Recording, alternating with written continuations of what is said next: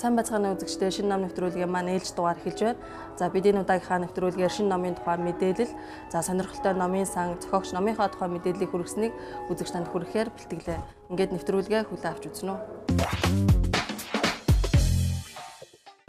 Шинэ ном нэвтрүүлэгтэй хамт байгаа үзэгч танд баярлалаа. За бид энэ 7 хоногт ямар шинэ ном гарсан тухай мэдээллийг Эдмон хэвлэлийн үйлдвэрлэлээс хүргэх гэж байна.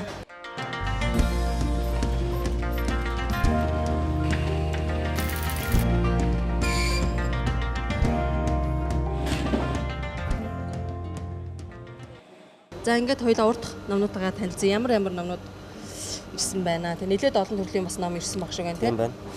Энэ удаа өмнөх дугаараа танилцуулж ирсэн Францын зохиолч Александр Дюмагийн Монте Кристо гүн Арманы 3 дугаар дэвтэр нь хэвлэгдэж гарсан байна. 3 дугаар дэвтэр. Хоёулаа өмнө танилцуулж ирсэн 2 дугаар дэвтэр гарсан байна гэдэг тийм. Одоо 3 дэвтэр нь ийм авсаархан хөнгөн тийм хэвлэлтэйгээд уншигчдын гар дээр очиж бэлэн болж байгаа юм байна. За эндээс онцлог нэг ном гэвэл энэ Күнзийн барьсан зоо гэж ном байна л да. Энэ болохоор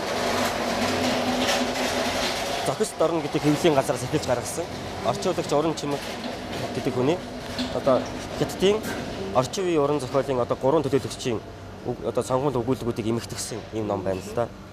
Тэгээд энэ Зохис дорн хэвлэлийн газрыг бол манай зохиолчд бас сайн мэдэх бах.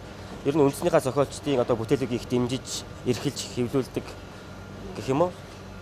Эсвэл Батуйг багшийн Батуйг докторийн бас номыг бас хэвлүүлснийг санаж байна. Нэм сурангаан, Акимгаан гэдэг олон номуудыг бас хэвлэжээс энэ удаа энэ орчуулагч уран чимгийн орчуулгын энэ сайхан Хятадын орчин үеийн уран зохиолыг одоо энэ нэг 4 өгүүлбэг орсон байна л да.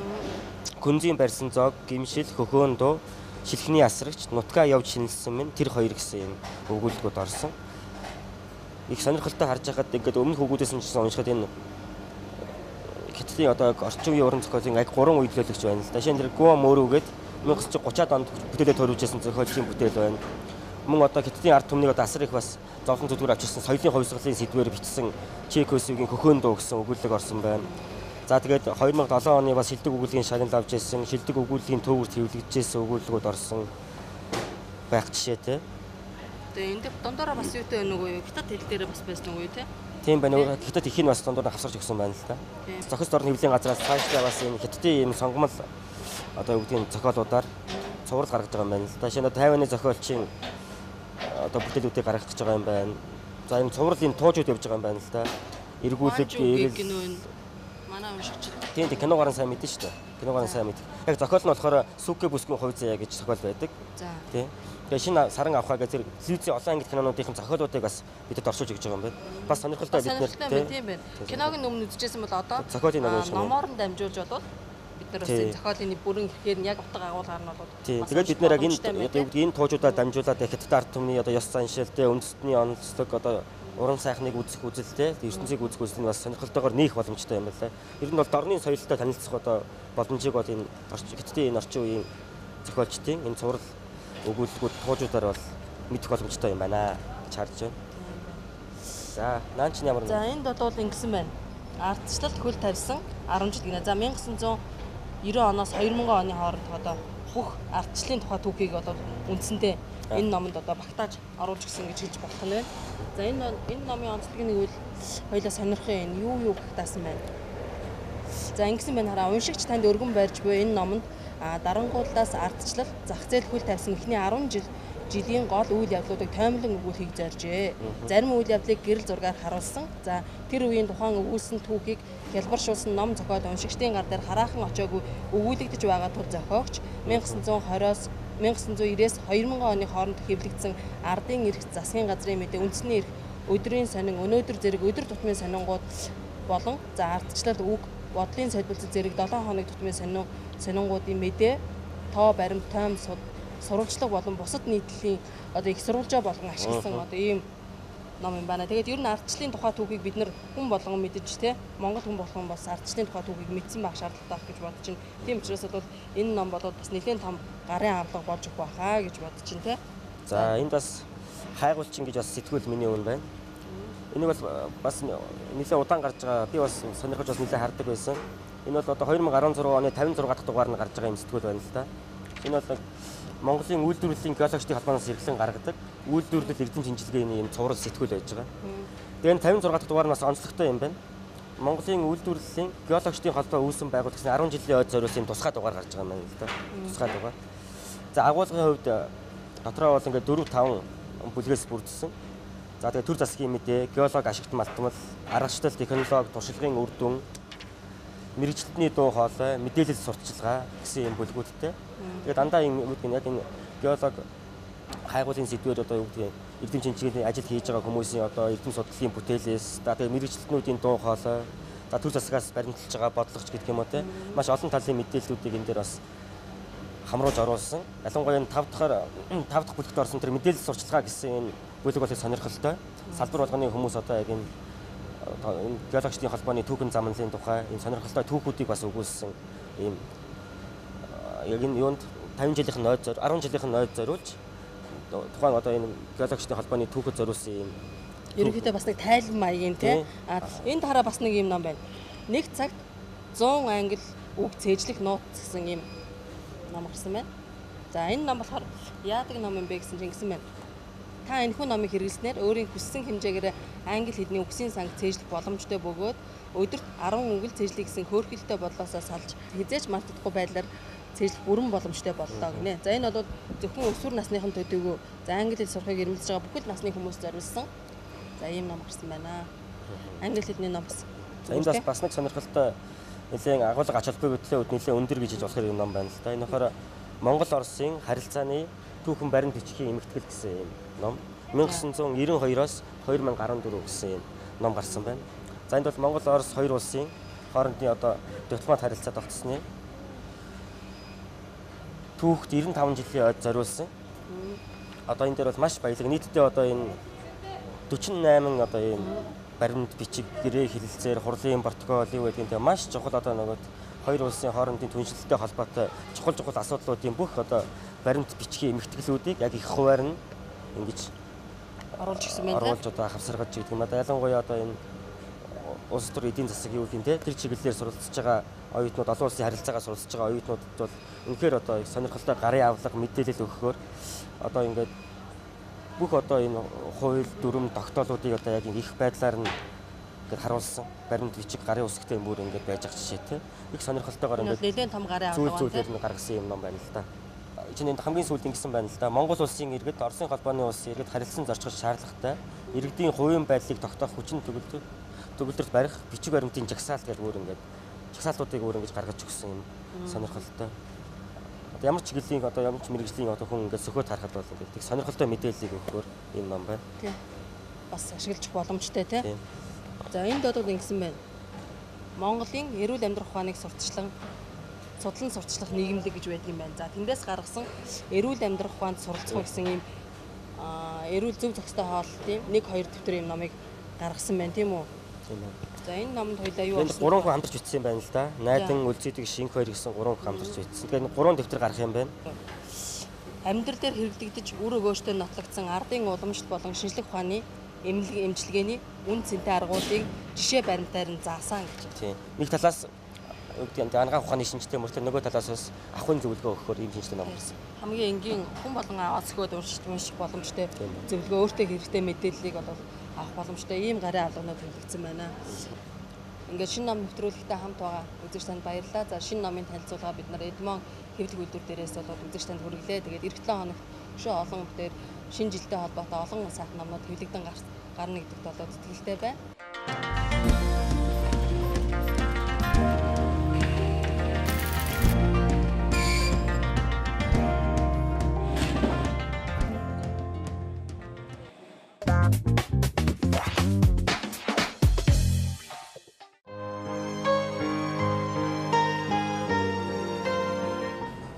Маргааш Төтлөхөчгээд энэ номыг анх хийх болсон санаа нь бол манай багшийн маань миний одоо юу гэдэг номын цагаан мөрт хөтлж оруулсан багшийн маань бас нэг загтаг үгнээс үүдэлтэй.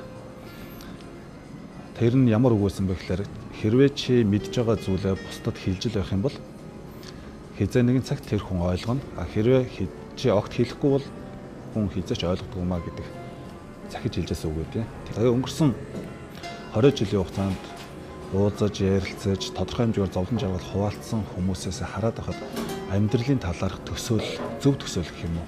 энэ амьдралд өрнөдөг маш олон үйл явцуудын талаар ойлголт нь тодорхой бус байдгаас болоод амьдралын маш олон асуудлууд нь үүсэж байгааг ойлгосон учраас амьдралын талаарх энэ философи, ухтгуулнуудын талаар дэлгэрэнгүй бас нэг зэгцтэй ойлголт өгье гэдэг санаа энэ номыг бичгэд хүргэсэн. Тэгээд энэ номны маань ерөнхий гол зорилго нь бол хүмүүст ухаарал, урам зориг хайрлах.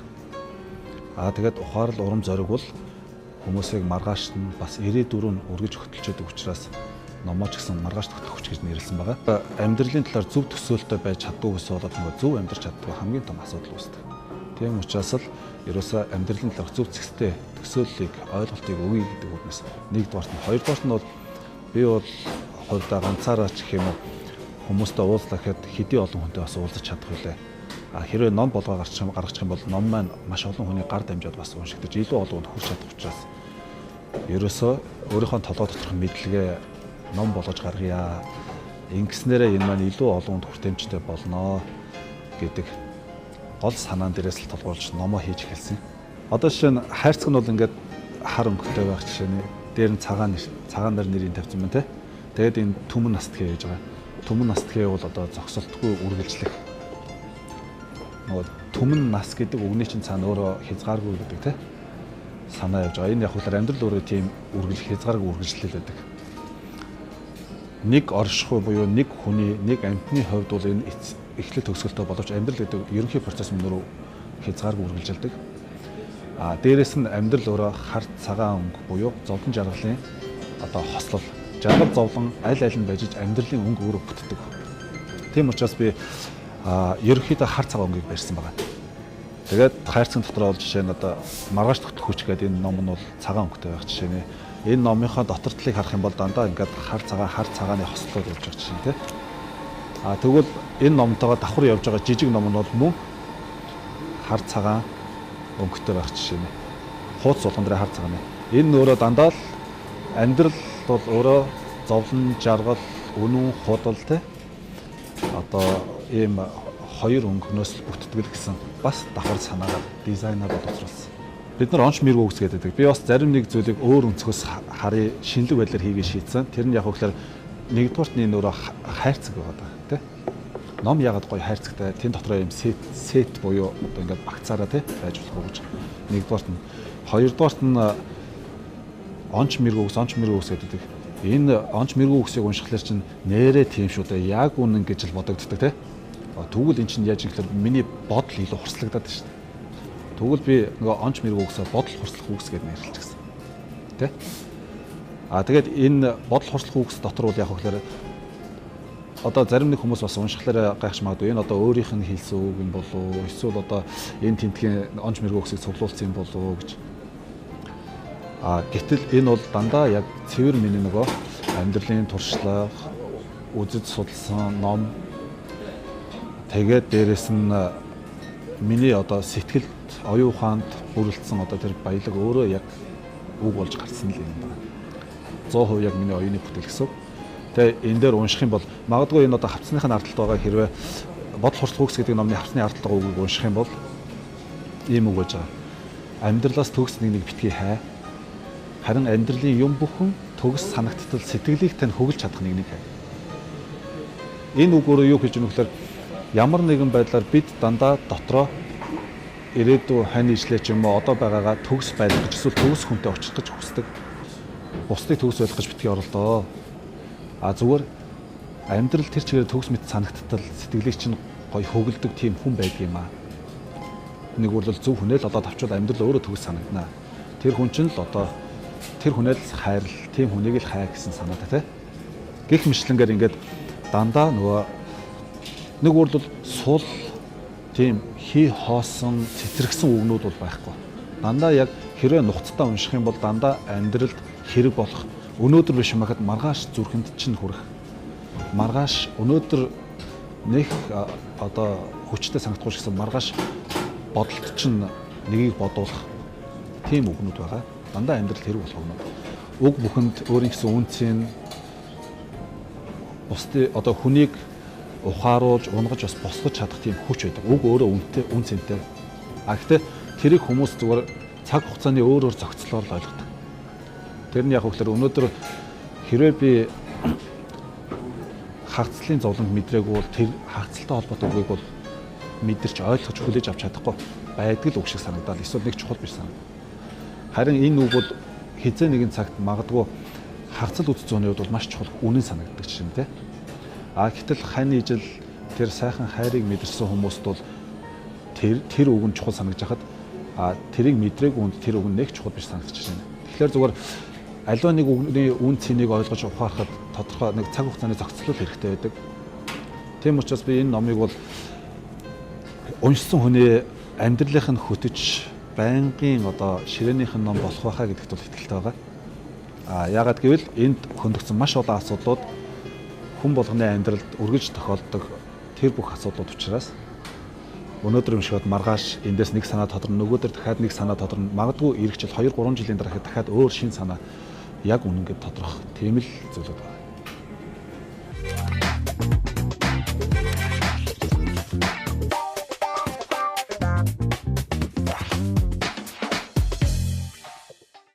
Бид номын сан болонгийнхаа энэ удаагийн дугаараар Улаанбаатар хотын Төв номын сангийн ном зүйч Төвшин тогтохын маш өргөд содон номын санд хүрэлцэн ирээд байна.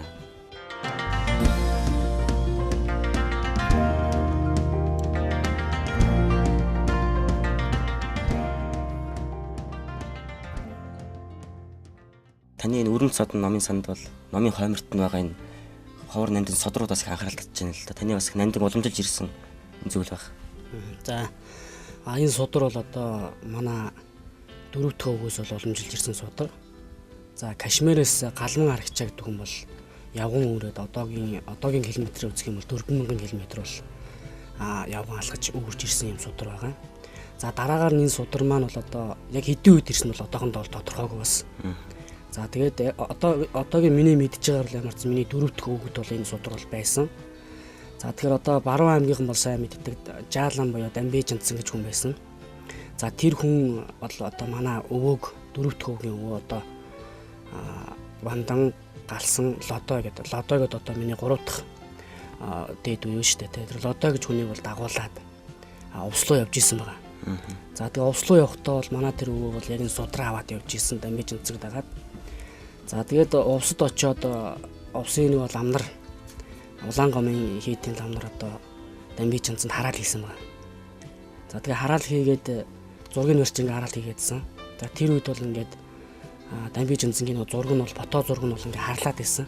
За тэгэхэд бол мань хүн майхан дотор энэ судрыг бол дэрлээд хэвтсэн. Тэгээд зураг ингээ харлаад дуусангууд нь ламнар чаа чи Дамби Жандсаа одоо ингээ өгцсөн чи чаддсан бол одоо тийм чидтэй юм болж одоо ингээ гараад иргээд мань хүнийг ингээ дуудсан юм байна л та майхан дотноос.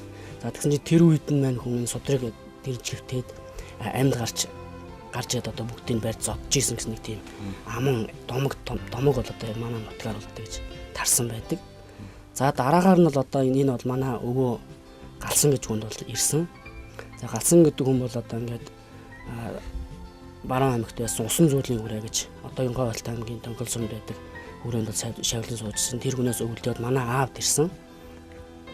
За тэгээ би багада аавгын хичээнд буюу одоо өвөөгийнхээ голомтод бол ингэж 3-4 настай ч байсан санагдаж байна. Тэр үед бол ингээ айлчлаад очиход манай аавгагч энэ судрыг бол бариад ингээд гэрээ төөрөөд гороолныг ярьдаг. Гороолоод явдаг гэсэн. Би тэр үед нэг бол ном судрыг тэрнээс мэдхгүй. За тэгээд ингээд барайл явдаг. Тэгэхээр над бэлэг өгч чинь гэж би боддог байсан.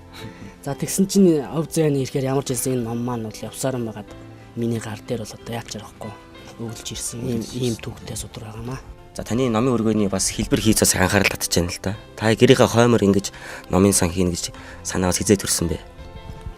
Манайх бол өөрөө нэг одоо манай аав одоо миний өмнөх гэрт бол манай гэрт нэг жижигхэн шкаф байдаг гэсэн.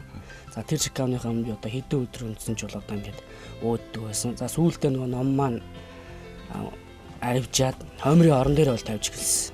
Одоо хоймрын орон дээр сүүлдээ хүн унтахаа байгаад зүгээр л ингээд хураалттай номоод байж гэлсэн. За тэгээ би сүүлдээ ерөөсөө ингээд айл гэрийн хоймортдаг заавал одоо хүн унтах биш ер нь бол энэ хүндэтгэлийн хэсэг байх хэрэгтэй байна гэдэг үүднээс бол энэ хүү тавирыг бол захиалж хэлсэн байгаа. За энэ тавирыг бол манай багын найз хангаа гэдэг тийм мужаанаар бол хэлсэн байгаа.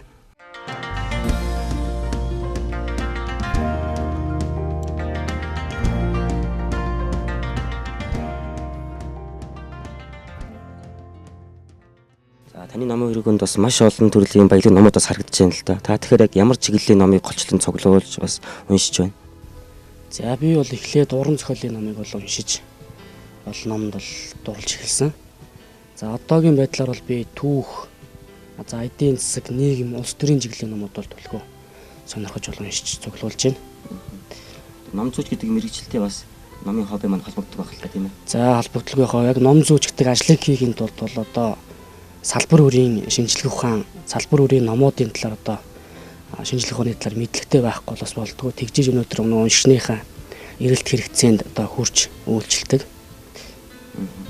За тэгэхээр танд одоо хамгийн одоо өөрч их нандин санагддаг хамгийн одоо эртнийч гэдэг юм уу, ховорч гэдэг юм уу, тийм номынхон бас дээжэст танилцуулаач.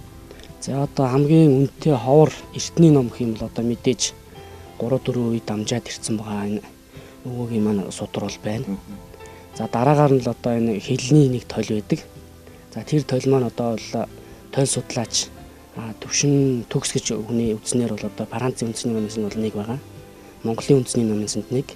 За шинжлэх ухааны академийн хэл зохиолын хүрээлэн нь бол нэг ширхэг байдаг тийм тойл.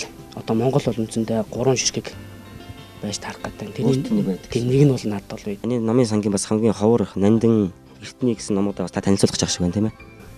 За тийм. За тэгээ одоо ховор нандин номын маань нэгд бол одоо энэ Саран өхөөний намтар гэдэг 1962 он хэвлэгдсэн одоо Монгол бичгээр гарсан намдын сүрэнгатай үлдсэн ном бол байж байна. За дараагаар нь одоо энэ Эрдэнэ ирэх гэдэг одоо 1960-аад онд бол хэвлэгдсэн яг Монгол бичгээр байж байгаа нэг юм ном байна. Яг бас жоохон цаг хугацааны үед болж байгаа хэлхтэй туулж болсон тийм үү байж байна. За тэгээ одоо энэ бас ойрдын нөгөө зай бандитын намтрын ном байж байна. За дараагаар нь одоо энэ Банзрын дорж гэдэг энэ хүний одоо орчуулж хилж ийсэн одоо энэ аяллаа нэг юм тэмдэглэл байж байна. За дараагаар нь одоо энэ Эрдэнийн товч гэдэг. Тий. Саган цэцний Эрдэнийн товч гэдэг ном байж байна. Бас 1960-аад оны үед хийсэн одоо. Их хэвлэлүүд л байгаа тийм. Яг ихний анх хэвлэгдэжсэн нэг зүйлүүд.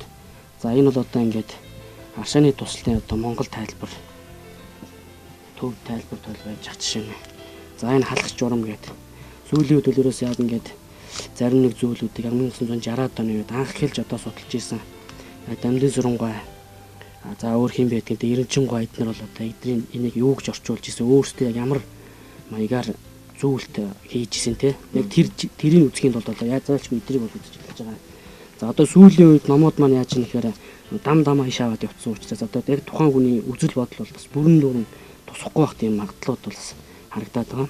За дараагаар нь одоо энэ Дөрвөн аймгийн алт тэгсэн данс гэдэг энэ одоо халахын Дөрвөн аймгаас бол одоо манжид бол одоо ингээд ямар алт байж ирсэн тухай бол мэдээлэлүүд байж байгаа чинь өнөөдөр 9 цагааны алт гэдэг монголчууд эрт үед одоо хүн амьтанд гадаад улс орнд ямар татвар төлж ийсэн гэдэг бол сонирхолтой баримтууд бол энэ дээр бол маш их гарч ирдэг.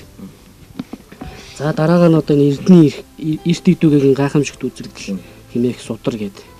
Энэ бол одоо бас их сонин одоо хятадын уран зохиолын бас ноён ориглуудын бас монгол хичээл хийж байгаа тий. За тэгээ одоо энэ бол замлын шингэжний намтар гэдэг оршоо гэдэг бас юм хуучны номууд байна. За тэгээ сүүлийн үед бол ер нь монгол бичгийн хуучны номууд л их дурлаж бас цуглуулж байна да. Тий үнэтэй гэдэг.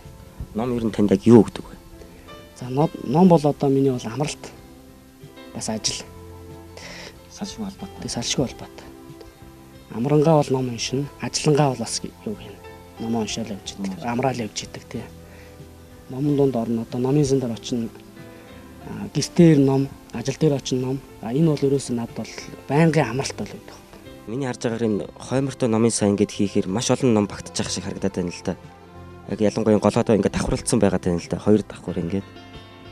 Энэ бас ном хадгалалтын хувьд ч гэдэг юм уу энэ харагдах байдлаасаа ч гэсэн бас их соёлтой сайхан харагдаж байна. За тэгэхээр одоо гэрт бол их олон номыг хадгалахад бол бас их хэцүү. За тэгэхээр мэдээж энэ номын тавиур маань бол мэдээж орны үүргийг гүйцэтгэж байгаа учраас зүгээр нэг жижигхэн нарийнхан тавиур хийгээд тавьчих юм бол бас гэрт бол тохиромжгүй урагшаага хойшоо унах ч юм уу тий. За тэгэхээр энийг нэгд бол хийхтэй бол бодолцоод бас өргөн хийж өгвөл бас арайд илүү тогтвортой байна гэдгийг бол бодож өгсөн. За хоёрт бол бас олон ном багтаах. За нөгөө өөртөө байнга ашигладаг номууд бол бас гарын дор байж зорилгоор л ингэж хийсэн байгаа. Одоо хүмүүс бас ном унших соёлыг бас янз бүрийн хэлбэрээр бас өөрчлөгдөөд хүмүүс цахимаарч гэдэг юм интернетээр те компьютероор маш их уншдаг болсон. Гэтэл нөгөө тал дээр яг ингэж номны тэр амт бодит мэдрэмжийг авч бас унших. Энэ хоёрын ялгааг та яг юу гэж үздэг вэ? За тэгэхээр одоо бол техник технологи бол хөгжиж байна. Хүн яг ямар мэдрэмжээр тэр номыг уншиж мэдрэмж авч чинь тэр тухайн хүний өөрийнх нь сонголт байх. За тэгээд ер нь бол номыг орчинд нь уншина гэж байдаг. Тэгэхээр номын санд унших, яг номыг тэр ном хэлбэрээр нь барьж унших нь бол илүү тийм хүнд мэдрэмжийг төрүүлдэг. Бас судалгаагаар бол одоо ингээд тухайн хүний стрессийг бууруулдаг гэх мэтийн те. За ядаргааг арилгадаг гэх мэтийн одоо тог цахилгаан хэмнэн гэх мэтийн одоо маш олон тийм давуу талтай байдаг учраас ингээд цаасан хэвлэл цаасан ном бас илүү уншижээ бол бас зүгээр юм болоо гэж бодож байна. За ингээд нэвтрүүлгийн маань урилгыг хүлээн авч өөрийнхөө сайхан номын өргөнд урьж олон сайхан баялаг номынхон дээжээс танилцуулсан танд маш их баярлалаа. Таны цаашдын эрдэм судал болоод ажил мэргэжилтэнд нь улам их амжилтыг хүсье.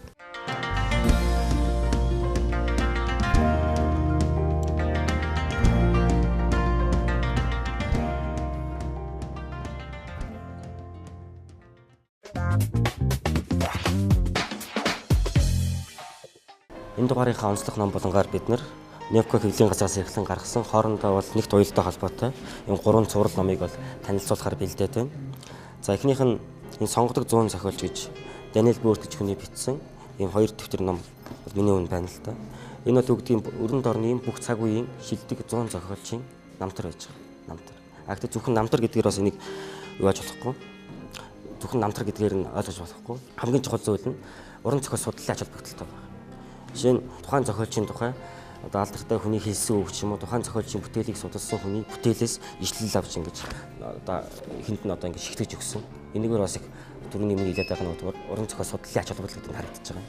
Тэгээд энд бол энэ номыг уншсан одоо уран зохиол сонирхогч болоод зүгээр энгийн ямар ч хүн бол дэлхийн сонгодог өрөнд орны 100 зохиолчийн товч намтартай болоод гол уран бүтээлийнх нь тухай тэгээд гол уран бүтээлүүдийг нь задлан шинжилсэн ойлголтыг бас хамтд нь авчих боломжтой.